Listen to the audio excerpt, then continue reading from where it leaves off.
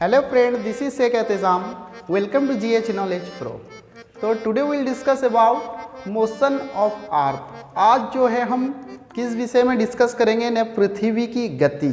तो ये पृथ्वी की गति जो होती है दो प्रकार की होती है, रोटेशन और रिवॉल्यूशन। हम इसके इम्पैक्ट भी पढ़ेंगे कि रोटेशन की वजह से क्या होता है, रिवॉल्यूशन की वजह से क्या होता है, दिनों रात कैसे होता है, और सीजनली चेंज जो होता है विंटर और समर कैसे होता है, पूरे कॉम्प्रिहेंसिवली समझाने की मैं आपको कोशिश करूँगा। तो stay connected with us and let's go with topic.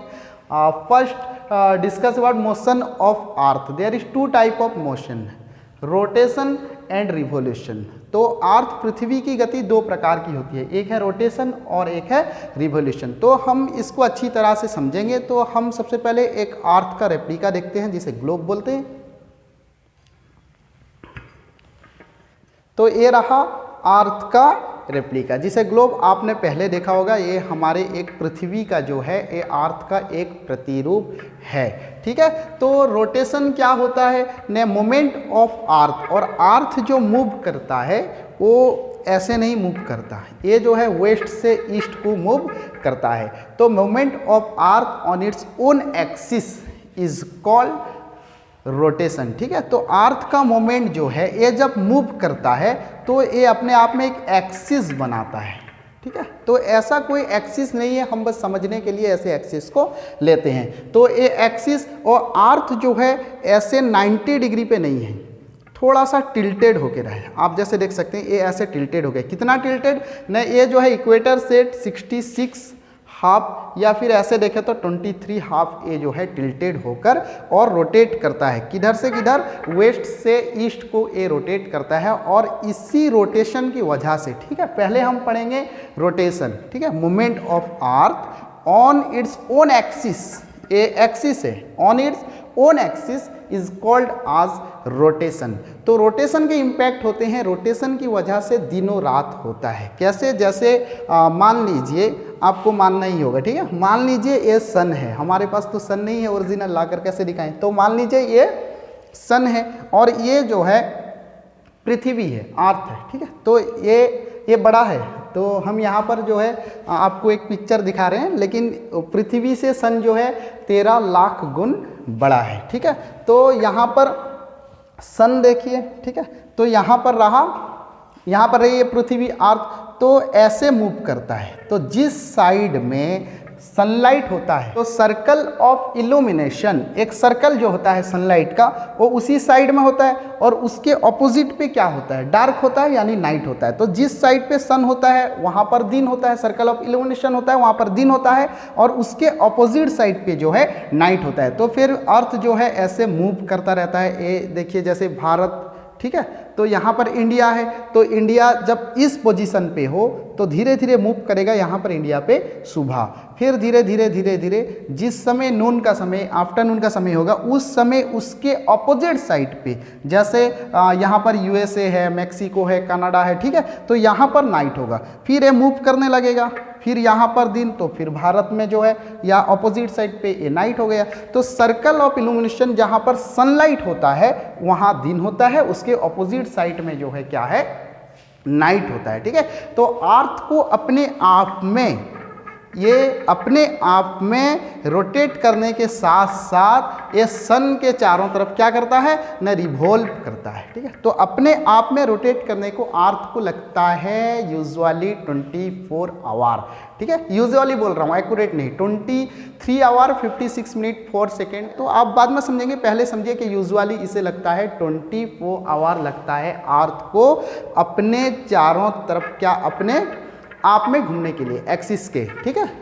तो सबसे कम दिन किसे लगता है, सबसे कम समय लगता है वो है जुपिटर। 9 आवर्स 56 मिनट्स में वो अपने आप का एक चक्कर लगा देता है, बिल्कुल तेजिल फुर्ती है ये, ठीक है।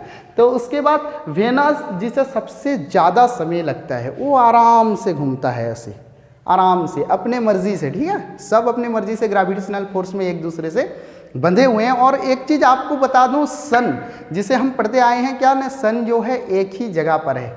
तो एक्चुअली कोई भी चीज़ कोई भी स्पेस का कोई से प्लैनेट हो, कोई से स्टार हो, कोई भी चीज़ एक जगह नहीं, सब अपने आप में मूव करते रहते हैं। तो पृथ्वी को, अर्थ को अपने आप में रोटेट करने के लिए कितना समय लगता है? 24 आवर्स लगता है। और जुपिटर को 9 आवर 56 मिनट। और सबसे ज़्यादा समय लेता है 200 सबसे ज़्यादा समय लेता है वेनस 243 डेज लेता है वो अपने आप में रोटेट करने के लिए। ठीक है, तो इसके इंपैक्ट आपको पता चल गया कि जब रोटेट करता है तो जिस साइड में सर्कल ऑफ इल्यूमिनेशन रहती है उस साइड में डे होता है और अपोजिट साइड में नाइट होता है। अच्छा, एक चीज आपके मन में प्रश्न उठता होगा, अगर अर्थ मूव करना बंद कर दे तो क्या होगा? जैसे ऐसे है अर्थ और सनलाइट आई है, यहाँ पर सनलाइट है, तो अर्थ अगर मूव करना बंद कर दे तो इस समय जो है इस तरफ जो है हमेशा के लिए दिन रहेगा और अपोजिट साइड में हमेशा के लिए रात रहेगा। तो आप जिस क्षेत्र में है, आप अगर डे वाले हिस्से में रह जाएंगे तो आपको हमेशा स्कूल जाने पड़ेंगे, अगर नाइट वाले में तो बिंदास सोना है। तो इसके साथ साथ और भी कुछ इसके नुकसान हैं, जैसे जिस साइड में क्या होता है न, इस तरफ मान लो यहाँ पर जो है सर्कल ऑफ इल्यूमिनेशन सनलाइट जो है पड़ा हुआ है, तो सनलाइट के वजह से दिन होगा तो हमेशा दिन रहेगा। यहाँ पर हमेशा सनलाइट रहने की वजह से क्या होगी न, एक एक्सट्रीम टेम्परेचर, हाई टेम्परेचर इस तरफ होगा। और ऑपोजिट साइड में हमेशा अंधेरा, रात रहने की वजह से, नाइट रहने की वजह से क्या होगी, यहाँ का टेम्परेचर जो एक्सट्रीमली कूल हो जाएगा।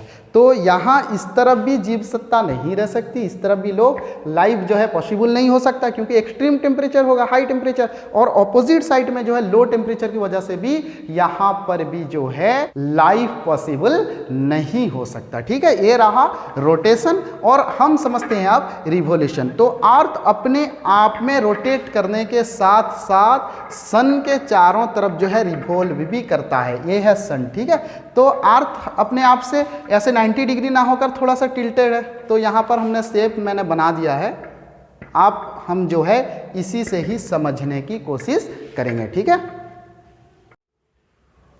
तो रिवॉल्यूशन जो होता है, रिवॉल्यूशन क्या होता है हम सबसे पहले समझते हैं कि movement of earth around the sun. ठीक है, movement of earth around the sun in a fix path is called orbit. ये जो अर्थ मूव करता है किसके चारों तरफ? सन के चारों तरफ। जिस पथ पे मूव करता है उसे ऑर्बिट बोलते हैं। ठीक है, ये अपने ऑर्बिटर से घूमता रहता है। तो movement of earth around the sun in a fix path is called as revolution. ये जो है अपने चारों तरफ घूमते हुए सन के चारों तरफ भी घूमता है, जिसे हम क्या कहते हैं? रिवॉल्यूशन कहते हैं। और एक बार पूरे सन के चक्कर लगाने में इसे कितना लगता है ना? 365 दिन, यानी 1 साल लगता है। 365 दिन, 365 डेज एंड 6 आवर।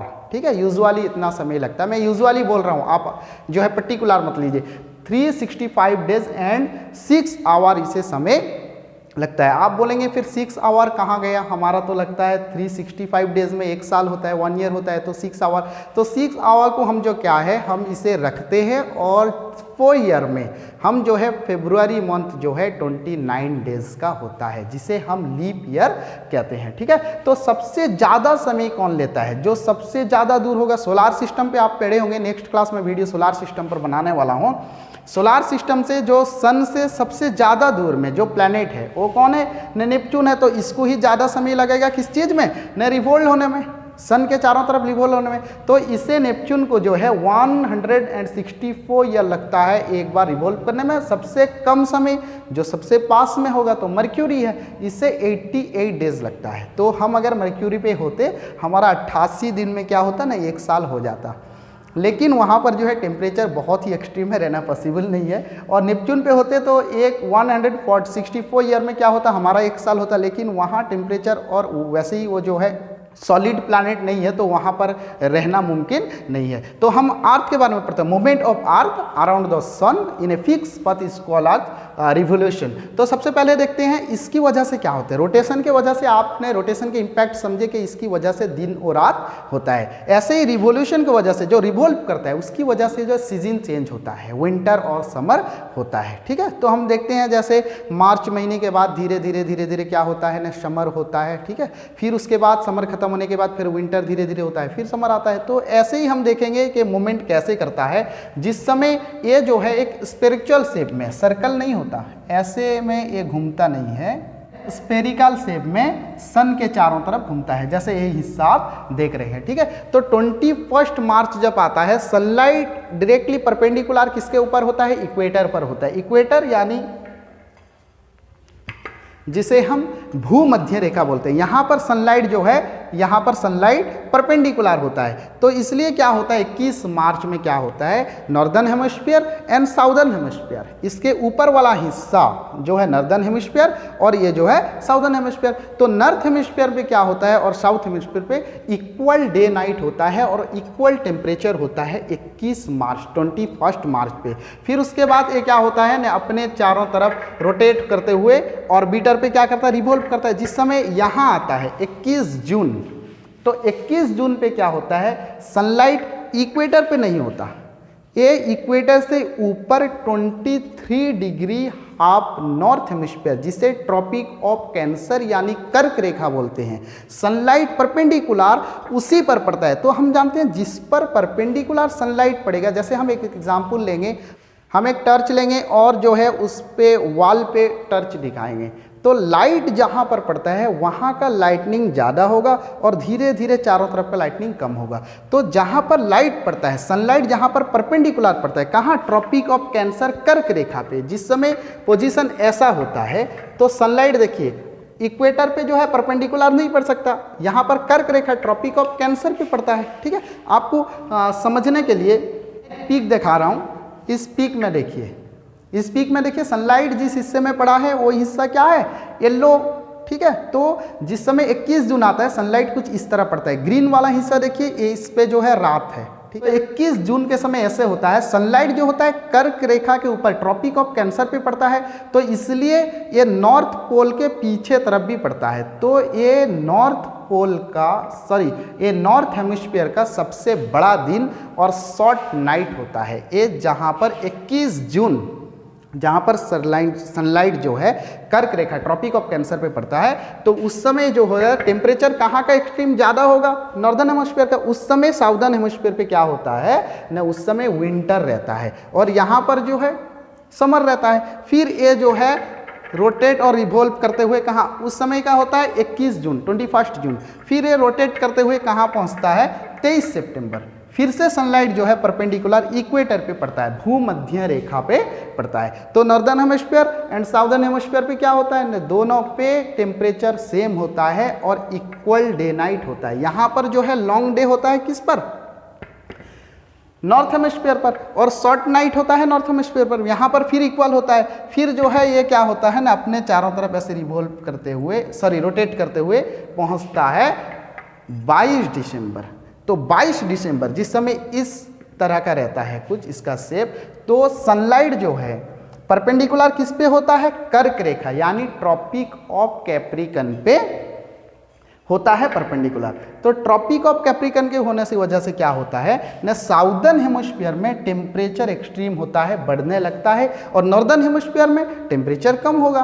तो टेम्परेचर जिस समय साउदर्न हेमिस्फीयर में बढ़ने लगता है कब, 22 दिसंबर, तो साउथ हेमिस्फीयर में क्या होता है, समर होता है, तो नॉर्थ हेमिस्फीयर में विंटर होता है। ठीक है, तो यहाँ पहुँचता है कब, 22 दिसंबर। ठीक है, तो सन, और एक चीज़ बता दूँ आपको कि सन से अर्थ का जो है अप्रोक्स डिस्टेंस 14.95 करोड़ किलोमीटर। ठीक है, तो इसका जो है डिस्टेंस 14.95 अप्रोक्स डिस्टेंस रहता है, और सबसे कम ये जो है एक सर्कल पे नहीं होता है, ऐसे स्पेक्ट्रल फीचर पे घूमता रहता है। सबसे कम डिस्टेंस जनवरी फर्स्ट वीक पे ये 14.7 करोड़ के दूरी पे रहता है, सबसे कम डिस्टेंस, और सबसे ज़्यादा डिस्टेंस जो है 15.2 करोड़ किलोमीटर ये जुलाई फर्स्ट वीक पे होता है। ठीक है, तो उम्मीद करता हूँ सब समझ में आ गया होगा। फिर से एक बार रिवोल्यूशन समझा दे रहा हूँ। तो ऐसे अपने आप में रोटेट करता है, जिसे रोटेशन बोलते हैं, अपने एक्सिस के तरफ, एक्सिस के चारों तरफ, और उसके साथ जो है सन के चारों तरफ जो है क्या करता है, रिवॉल्व भी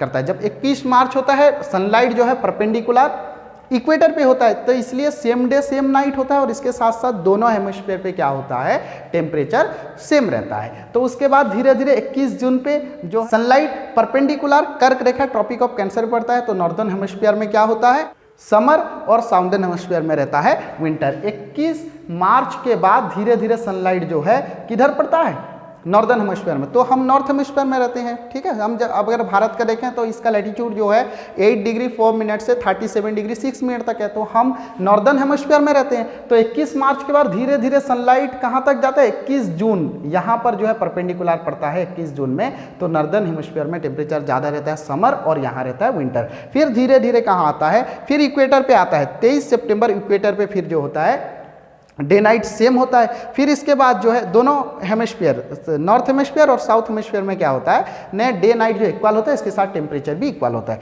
फिर इसके बाद आगे बढ़ता हुआ 22 दिसंबर पे होता है सनलाइट यहाँ पर मकर रेखा यानी tropic of capricorn south hemisphere में जो है परपेंडिकुलर पड़ता है, इसलिए साउथ हेमिस्फीयर में जो है क्या होता है, समर होता है, और नॉर्थ हेमिस्फीयर जहाँ हम रह रहे हैं नॉर्थ हेमिस्फीयर, वहाँ जो है विंटर होता है। तो अर्थ जो है अपने एक्सिस के चारों तरफ घूमने के साथ साथ सन के चारों तरफ भी घूमता है, जिसे रिवोल्यूशन कहते हैं। तो उम्मीद करता हूँ दोस्तों आप लोगों को ये समझ में आया होगा। अगर कुछ भी डाउट है तो नीचे ऐड ए पब्लिक कमेंट लिखा हुआ है, आप मुझे कमेंट देकर पूछ सकते हैं। वीडियो अगर अच्छा लगा तो वहाँ पर लाइक जरूर करना, और नई है चैनल पे तो चैनल को सब्सक्राइब करके ही जाना। आज के लिए इतना ही, हम नेक्स्ट क्लास फिर आपके लिए और एक वीडियो लेकर आएंगे। तो आज के लिए इतना ही दोस्तों, जय हिंद।